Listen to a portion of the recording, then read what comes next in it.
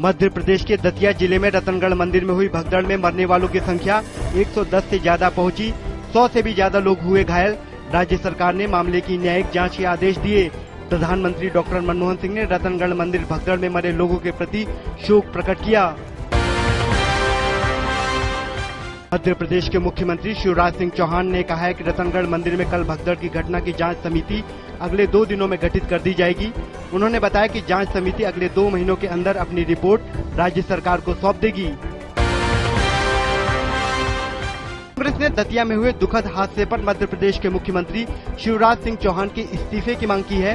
कांग्रेस के मीडिया प्रमुख अजय माकन ने आरोप लगाते हुए कहा कि यह घटना मध्य प्रदेश सरकार की लापरवाही का नतीजा है। केंद्रीय ऊर्जा राज्य मंत्री ज्योतिरादित्य सिंधिया ने आज दतिया घटना स्थल जाकर स्थिति का जायजा लिया। साथ ही उन्होंने कहा कि प्रशासन को भविष्य में ऐसे हादसे रोकने के लिए समय रहते कदम उठाने चाहिए।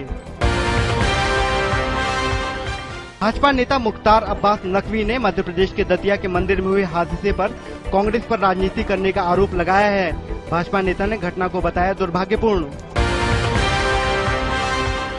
केंद्रीय विज्ञान एवं प्रौद्योगिकी मंत्री एस जयपाल रेड्डी ने मौसम विभाग, एनडीआरएफ और गृह मंत्रालय के ओडिशा और आंध्र प्रदेश में चक्रवाती तूफान के दौरान उठाए गए कदमों की सराहना की है। उन्होंने बताया कि मौसम विभाग ने पहले से सही जानकारी दी, जिससे मानवीय क्षति काफी कम हुई। ओडिशा और आंध्र प्रदेश में आए चक्रवाती तूफान फेलिन की तीव्रता कमजोर पड़ने के बाद अब तमाम एजेंसियां राहत एवं पुनर्वास के काम में जुट गई हैं। तूफान के प्रभाव से मयूरभंज और भद्रक समेत कई जिलों में भारी बारिश हुई है और कई स्थानों पर बाढ़ जैसे हालात उत्पन्न हो गए हैं। बैंकिंग क्षेत्र में बड़े स्तर पर विदेशी बैंकों के भारतीय बाजार में प्रवेश करने की तैयारी पर प्रतिक्रिया व्यक्त करते हुए भाजपा ने कहा कि इस फैसले पर पहले चर्चा होनी चाहिए। उन्होंने कहा कि अभी तक देश में निजी और विदेशी बैंकों का अनुभव देश के वित्तीय समावेशन के लक्ष्य के अनुरूप नहीं रहा है। भारतीय तटरक्षक बलों ने तमिलनाडु के तूतीकोरिन तट पर हथियारों और सुरक्षा बलों को लेकर जा रहे एक अमेरिकी जहाज को शुक्रवार को रोका। इस पर क्रू के सदस्यों सहित 35 लोग सवार थे। एमवी सीमन गार्ड ओहियो को तूतीकोरिन तट से 15 नॉटिकल मील दूर तटरक्षक बल के जहाज ने रोका। राजस्थान के जोधपुर में आज ट्रक से टकराकर एक टूरिस्ट बस के पलट जाने से उसमें सवार 34 फ्रांसीसी पर्यटक घायल हो गए। इनमें कई की हालत गंभीर है। पुलिस ने बताया कि पर्यटकों को लेकर बस मारूगढ़ के एक रिजॉर्ट से रवाना हुई थी।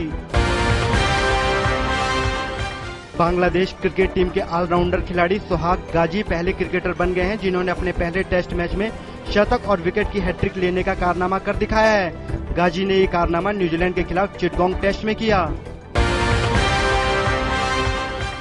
आज हरदिल अजीज एमएलए कायद मुखन्ना अकबरुद्दीन अवैसी साहब की हिदायत पे खुबा कॉलोनी का जो है ना पैदल दौरा अमल में आया। वक्फ बोर्ड चेयरमैन सैयद अफजल बियाबानी खुसरो और मजलिस इत्तेहादुल मुस्लिमीन के बहादुरपुरा एमएलए मौजम खान ने बल्दिया, बिजली और दीगर डिपार्टमेंट्स के साथ आज ईदगाह मीरालम का जायजा लिया।